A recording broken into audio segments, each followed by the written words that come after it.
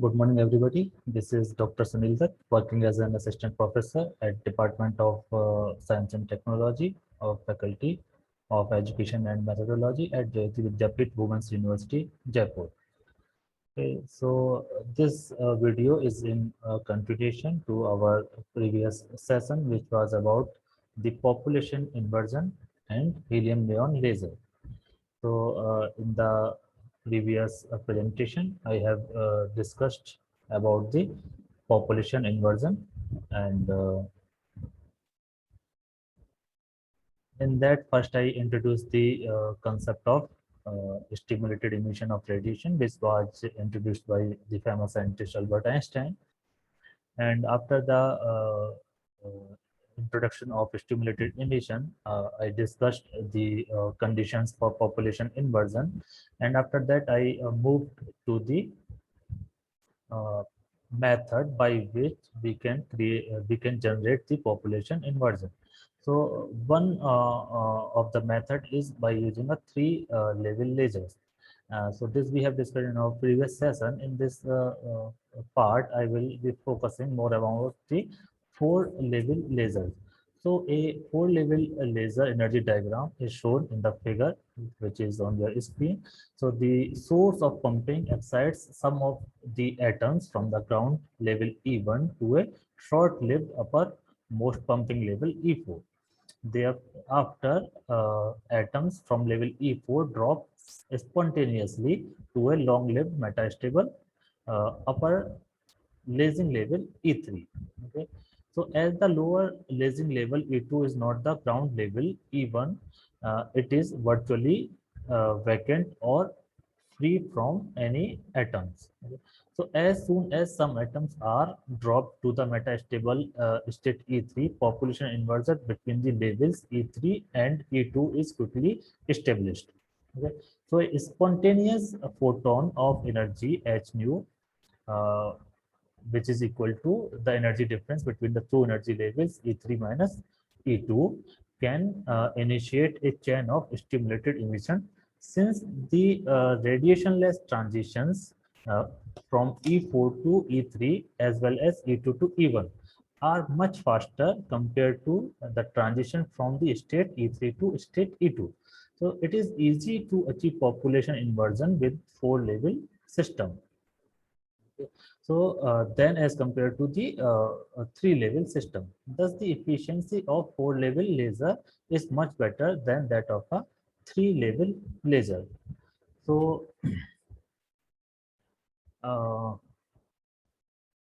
after this, you have learned about the process how to create the population inversion in a laser. We go to the case where uh, we have to move from population inversion to the case of helium neon laser.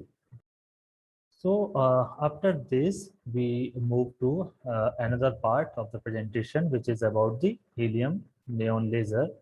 So let's move to that. So here I have shown you the schematic diagram of the helium neon laser. So helium neon gas laser is a four-level laser. The laser medium is a mixture of helium and neon in the ratio of 7 to 1. So there is a discharge tube whose inside pressure is about 1 mm of mercury. So a simplified diagram showing basic features of a gas laser is shown in figure. The resonant system is a long and thin optical cavity with mirrors at each end. Resonant system is also called a discharge tube. At one end of the tube, there is a partial reflector, while on the other end, there is a perfect reflector. The spacing of the two reflectors is equal to an integral multiple of half wavelength of the laser light. So from this, we can get a powerful radio frequency generation. Generator is used to produce a discharge in the gas so that the helium are excited or pumped up to a higher energy level. So this is the schematic diagram. After this, we move to the level diagram, which is shown here in this figure. So here you can clearly see that this is a three stage laser basically. So if you see from here, this is the ground state of helium, and this is the energy level diagram in case of neon. Okay.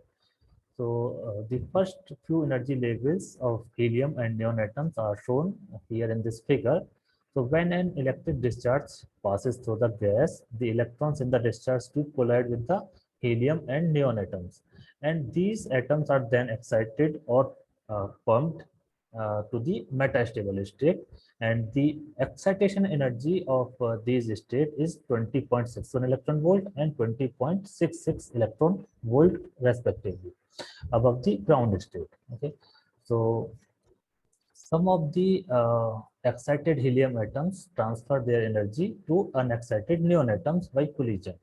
So thus lighter helium atoms help in achieving a population inversion in the heavier neon atoms. So when an excited neon atom drop down spontaneously from the metastable state at 20.66 electron volt to lower energy state at 18.70 electron volt, it emits a radiation and its wavelength is 6328 angstrom, means 6328 angstrom. So this wavelength lies in the visible region of the energy spectrum. So after this photon travels through the mixture of gas, and if it is moving parallel to the axis of the tube, then it will be reflected back and forth by the reflector ends, and until it stimulates an excited neon atom and causes it to emit a fresh 632800 angstrom photon in phase with the stimulating photon.